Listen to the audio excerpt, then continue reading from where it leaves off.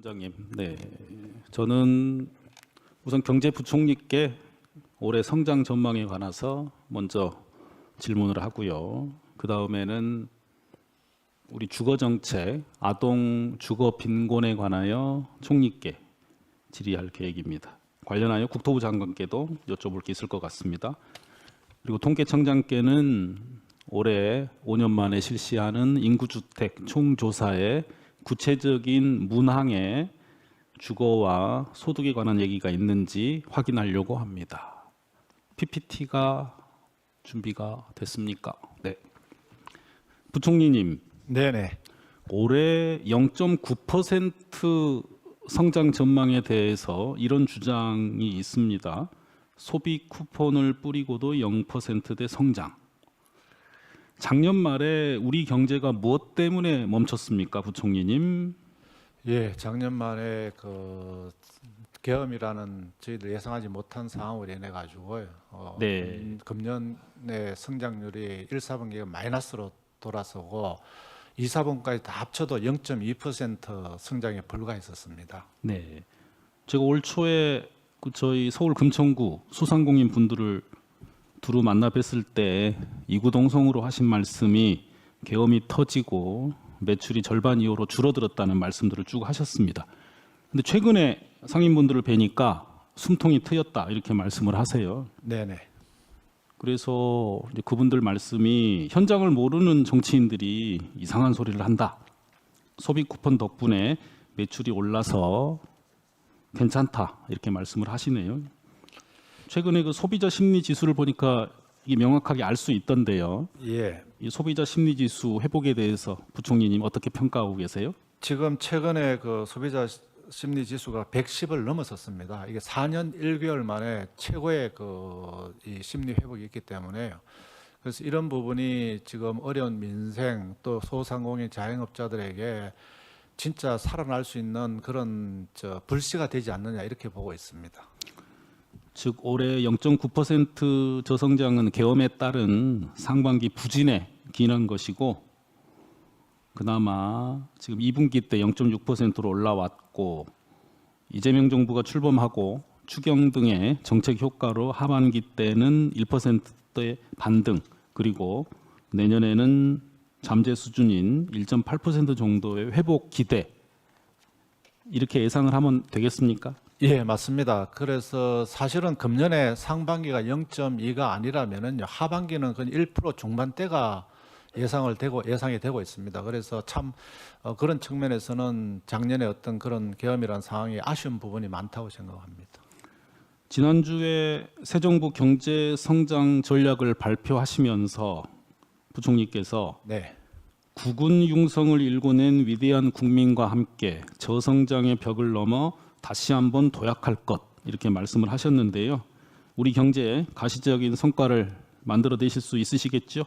예, 그거는 뭐 할 수 있다가 아니고 반드시 해야 됩니다. 지금 저희들 잠재 성장률이 지금 1% 후반까지 떨어진 상황입니다. 그래서 거기다가 잠재 성장률은 1% 후반대인데 금년에는 그의 반 정도도 밖에 안 되는까지 한다는 것은 이게 경제 상황을 굉장히 우리가 기초 세력만큼도 못하고 있다 이렇게 평가가 되기 때문에 잠재 성장률 1%대 후반을 반드시 끌어올려야지만 대한민국이 그동안에 이룩한 어떤 이 성장의 패스를 회복할 수 있다 이렇게 생각하고요. 그런 부분에 있어서 새 정부 경제 성장 전략을 초핵심 경제로 가서 대한민국의 어떤 성장 잠재력을 끌어올리고 그래서 선순환 구조 그래서 세입이 다시 증가되고 그래서 재정 건전성이 또 다시 확보가 되는 이런 경제 패러다임으로 이끌어 나가겠다는 말씀을 드리고 그 과정에서는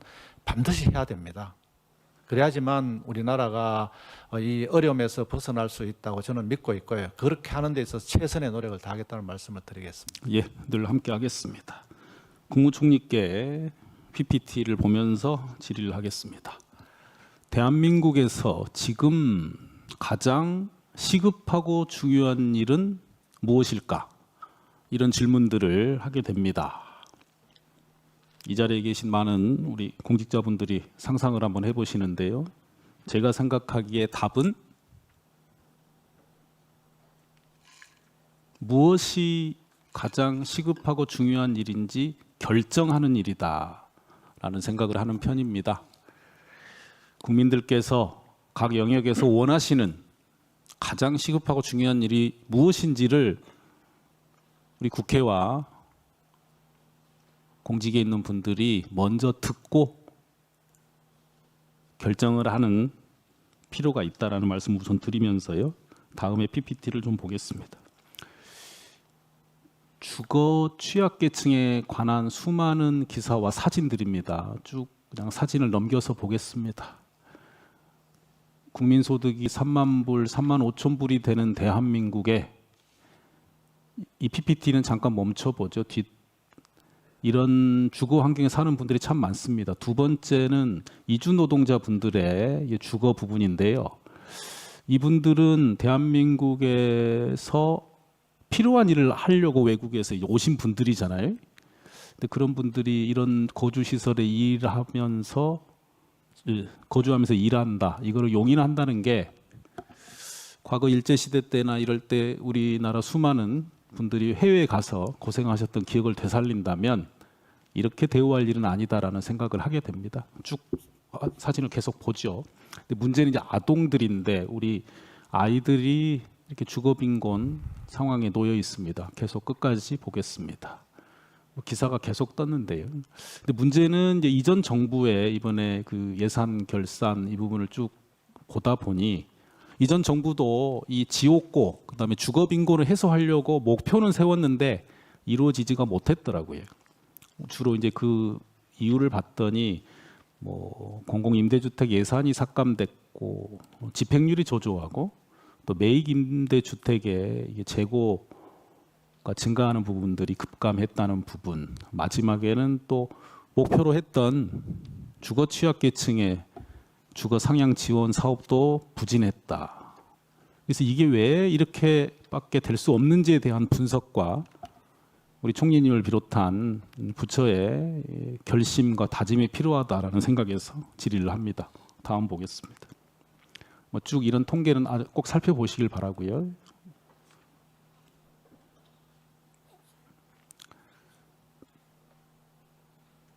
그런데 문제는 이런 주거의 빈곤 부분이 단순히 주거에 머무르는 거에 그치지 않고 이제 그 화재, 그 다음에 수해 때 빚는 피해, 그리고 건강, 수많은 부분과 연결이 된다는 얘기입니다. 집이라는 게 어떤 의미를 갖고 있는지에 대해서 다 우리가 알고 있기 때문에 이해하실 거라고 보고요. 다음을 보겠습니다. 이런 기사들이 계속해서 언론에 나오고 있지 않습니까? 이 재난을 입고 생명과 신체를 훼손당하는 분들인데 그래서 무전 유재라는 표현이 있습니다. 무전 돈이 없는 경우에 유재 재난에 유자라는 게 끌고 간다 이런 뜻 아니겠습니까? 재난으로 이끌 수밖에 없는 이런 상황들을 설명하고 있다는 것. 다음 보겠습니다. 그래서 이번에 우리 이재명 정부에서 이런 목표를 세우셨어요. 두텁고 촘촘한 주거복지 실현. 다음 볼까요? 중점 전략 과제에서도 주거 안전망 구축, 기본 서비스 보장들 내용이 있습니다. 다음. 그리고 또 세밀하게 공급도 확대하고 취약계층 보호 이런 정책들이 있습니다. 다음 보겠습니다. 문제는 이런 정책들이 과거 정부에서 다 준비했던 내용들이거든요. 근데 잘 안 됐습니다, 대부분. 근데 우리 정부에서는 이런 국정 원칙이 있습니다. 실용과 성과, 실사구시라는 표현을 쓰고 있죠. 실상을 살피고 실제에 따라 행해야 된다. 아래에 보면 또 성과,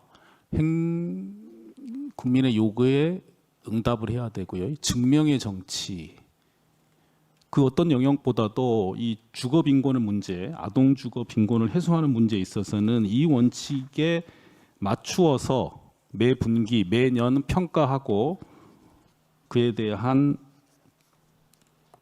새로운 대안들을 마련하는 게 필요하다라는 생각이 들어서 말씀을 드립니다. 다음 보겠습니다.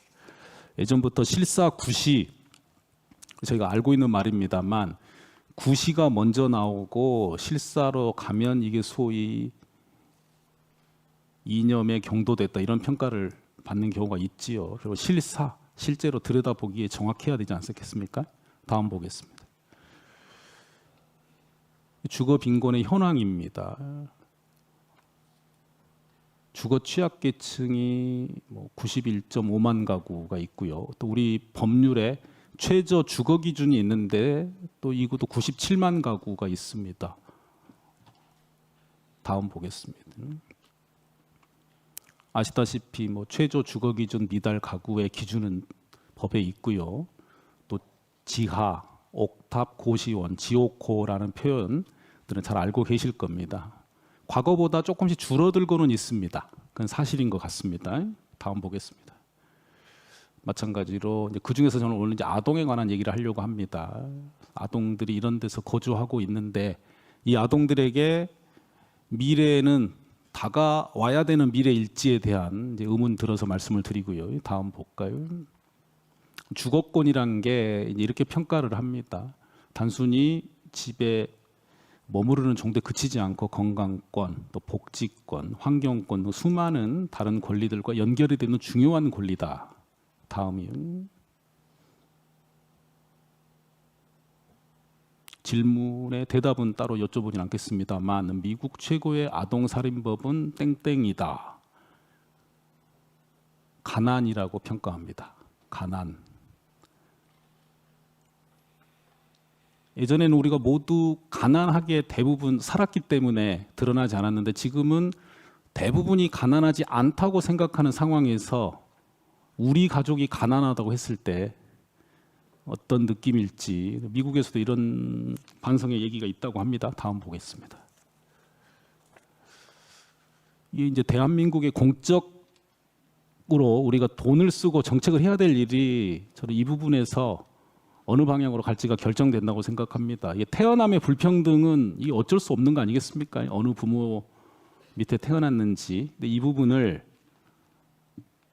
소위 거듭남의 평등으로 바꿔나가는 정도가 선진국 여부가 판가름된다. 위에서 보면 개인의 불운을 어쩔 수 없는 불행으로 놔두는 것, 즉 사적으로 해결해라라고 하는 게 전형적인 후진국의 모습일 거고요.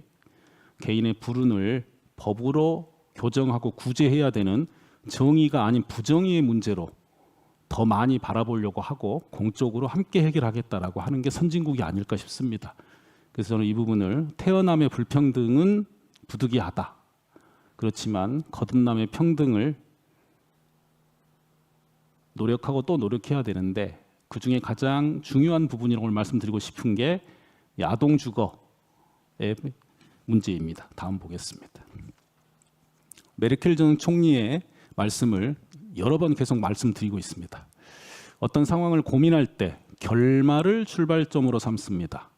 바람직한 결과를 생각하고 역방향으로 일을 진행한다.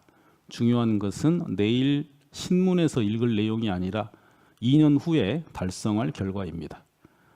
이재명 정부가 5년 마친 후에 주거빈곤 아동의 숫자가 얼마나 줄었을지, 그 가구가 얼마나 줄었는지, 그리고 그 아이들이 새로운 꿈을 얼마나 꿀 수 있을지에 대해서 세밀하게 계획을 세우고 없애나가는 노력들을 관계부처 장관들께서 꼭 챙겨주시길 바라고 총리님께서도 관심을 많이 가져주시길 부탁을 드리겠습니다. 다음 보겠습니다. 요거는 이제 유명한 소설인데요. 오멜라스를 떠나는 사람들의 소설인데 내용은 간단합니다. 오멜라스라는 곳이 유토피아 같은 곳인데 그 유토피아가 유지되는 조건이 지하에 아이가 갇혀 있어서 불행하게 지내고 있다. 근데 그걸 알고 있으면서도 그 아이가 있기 때문에 본인들이 행복하다는 것을 알고도 모른 채 한다. 이런 부분에 대한 지적이고요. 그에 관련해서 알게 된 우리 젊은 청소년들은 집으로 돌아가지 않는 이들이 있고, 그래서 단 한 명의 아이라도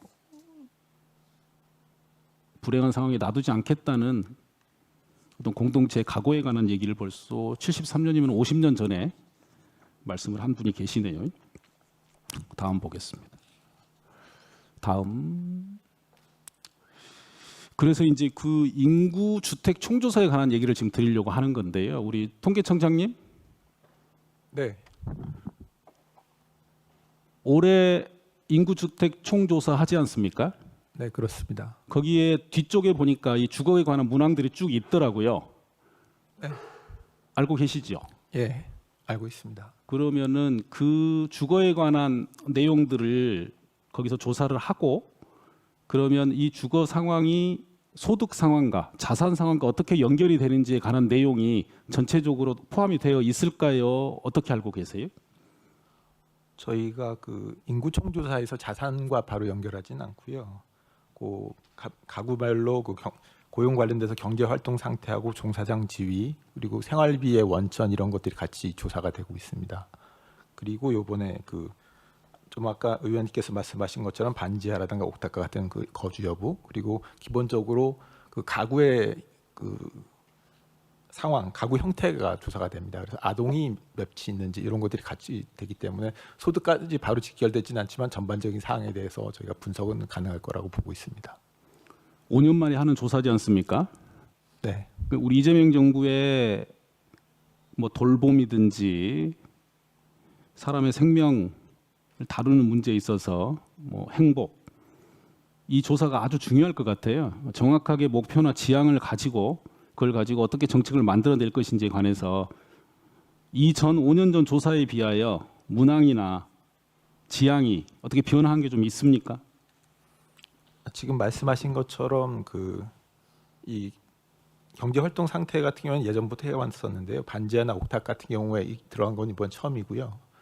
지난번에 작년에 저희가 그 가구주택 기초조사를 통해서 전수조사를 했고 이번에 표본으로 해서 저희가 이번에 또 그 반지하라든가 옥탑을 처음으로 넣은 겁니다. 그래서 아동들에 대해서 저희가 분석해서 정책적인 그 대안을 수립할 수 있도록 지원을 할 수 있도록 하겠습니다. 자세한 사항을 한번 저희 의원실에 와서 말씀을 좀 해주시면 감사하겠습니다. 네, 그렇게 하겠습니다. 우리 존경하는 국무총리님과 마무리하도록 하겠습니다. 국무총리님, 네, 우리 주거빈곤 아동을 거기서로부터 벗어나게 하는 문제, 이 부분이 이재명 정부의 중요한 정책 목표가 될 수 있을까요? 아니면 현실적으로 어려울까요? 어떻게 평가하십니까?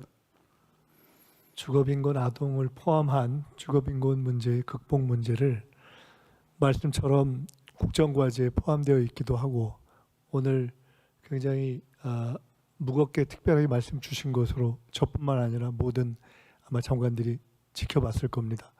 단순한 질의가 아니라 이 문제를 공감과 또 연민의 기초에서 이 문제를 풀어야 한다라는 문제 제기를 주신 것으로 이해하고 저희들이 국정과제에 있는 그대로 최선을 다해서 저 문제를 해결해 나가도록 하겠습니다. 예, 감사합니다. 국토부 장관님께는 이 국토부에서도 이 주거 실태 관련한 네. 조사를 하시는 걸로 알고 있는데 그 조사가 정확하지 않다는 평가도 있습니다. 그래서 통계청에서 5년 만에 실시하는 이 조사 외에 국토부에서 이 지옥고 관련한 주거 관련해서 조사를 어떻게 하고 있는지 혹시 알고 계신 바가 있으실까요? 현재 저희들이 직접 조사하기보다는 복지부하고 의논해서 그 자료에 기초해서 현재 그 아동 청소년들의 주거 실태를 파악하고 있고요. 다만 이번에는 좀 방법을 바꾸어서 뭔가 이렇게 행정적인 조사를 통해서라기보다는 또 그들이 직접 여러 가지 어려움에 처해 있거나 또 우리 혜택을 볼 수 있는 분들이 홍보를 더 많이 해서 직접 저희들이 온라인으로 신청을 받거나 정보를 파악할 수 있는 방법까지 좀 확대하겠다는 의지를 가지고 있고요. 의원님 말씀처럼 단순히 어떤 행정적이고 예산적인 문제가 아니라 좀 우리 국토부의 강한 의지를 가지고 이 일을 진행하는 게 매우 중요한 문제다라고 하는 것에 대해서 오늘 의원님 의견에 대해서 너무 인상 깊게 들었고 제대로 반영해서 할 수 있도록 그렇게 하겠습니다.